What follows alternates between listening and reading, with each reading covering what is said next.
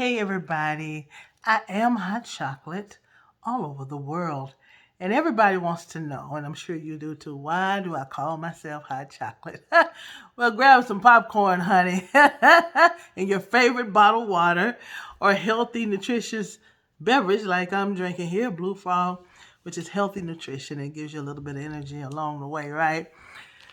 Um, why do I call myself Hot Chocolate? Great question. Well, growing up in the 70s, I was ridiculed for being the wrong skin color. I was told I was too black, that I was too ugly, that I was too dark, that I was the absolute wrong skin color. And my earliest memory of that is when I was 3 years old. I was ostracized by family, by society, and it caused me to have some self esteem issues, right?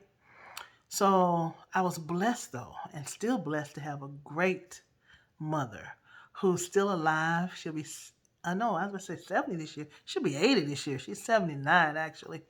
And she did everything she could to protect me, to encourage me, to inspire me. But I was going outside, y'all, and facing a lot of hurt and pain from people's words. Words can be very hurtful. And then I had a great, and I do say past tense because they've gone on now. I had great grandparents. Not my granddaddy, he didn't think I was good enough. And my grandmother died before I was born. But I had amazing great grandparents. And they tried to protect me. They were aware of what I was going through. They heard some of the comments and different things. So my great granddaddy, I called him daddy, he started building my self esteem at like around 3 years old. Yeah. And he would tell me I was his chocolate gal, that I was his hot chocolate. And do you know how special that made me feel? When everybody else said I was the wrong skin color, and catch this, it was not ridicule outside from outside my race. It was within my own community, within the African American race. That made it even more hurtful. So, when I was 19 years old, I just say God intervened. And he taught me how to love myself. I was at a friend's house. They had given me permission to use a key to come to their home, or whether should I say their apartment, and do my laundry because we never had a washing machine and dryer growing up, right? So I was at home, I think during one of my semesters at ORU, Oral Roberts University, and I was at home, and I was so happy not to have to go to a laundry facility, or we called it a laundromat, to do my laundry at that time because it was inconvenient for me at that time, right? Grateful, but inconvenient, baby. So I was sitting there, and the friend was at work. Actually, she was a friend to my mom, and she was at work, and I was just happy to be able to do my laundry, and I heard God, y'all. He came and he let me know that I was fearfully and wonderfully made, that he had made me beautiful. He said, I make everybody beautiful. Everything I make is beautiful. He said, I need you to learn from this moment to love the one who made you beautiful and to love yourself, is what he was saying, to love me. He had made me beautiful. It was time for me to love me, and which helped me to, in essence, love him more, being my God, right? So when I heard that voice from heaven saying, I'm fearfully and wonderfully made, like, wow, that's amazing. And so in that moment, I became sort of colorblind. You say, why are you saying colorblind, Hot Chocolate?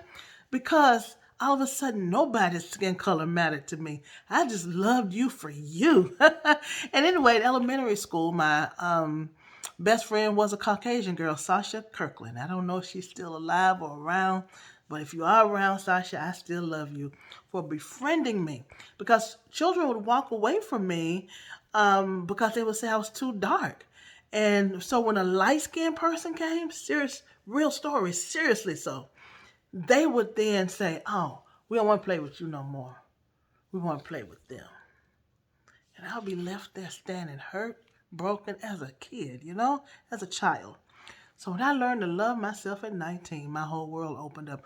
But I also made a commitment to God. He told me, in this moment, make a commitment that you'll use the tools that I've given you to bless others.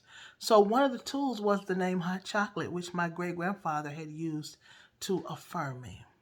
And he actually, and his twin sister, I think she was a twin, if I remember correctly, but his sister, they call me Hot Chocolate. And his sister had a heavy voice. She said, "Hey, Hot Chocolate." But my great granddaddy, y'all, he affirmed me. He let me know I was okay, that I was good enough. And then my heavenly father at 19 affirmed me and delivered me from low self-esteem. And I've been loving myself and others on a whole new level since that day. So when you hear me call myself Hot Chocolate, it symbolizes going from trouble to triumph. It symbolizes going from not knowing how to love yourself to loving yourself. It symbolizes loving yourself in spite of what other people think about you. Yeah, having the strength to know who you are, to know whose you are, and to love yourself real good, honey. And therefore, be able to love others. That's why I can hang with any person of any race because love has no color. You know, that song is so true. That statement is true. And I live by that. So I am Hot Chocolate all over the world. All over the world is the tag that I speak over and over because I believe in the power of words, that my voice will be heard, received, accepted, and bless people all over this world. That God will use my voice to bring healing, wholeness, that He will use the anointings that are on my life to transform others' lives. So I say with boldness, clarity, certainty, and courage, I am Hot Chocolate all over the world. Find me on Facebook. I have a Facebook group. It's called Upgrade with Hot Chocolate. Love you. That's my story. Oh, and for all your life insurance needs, 901 219 2020. Yeah, you might need that too. Okay? Love you. I'm Hot Chocolate. Who are you and what's your story? Love to hear it.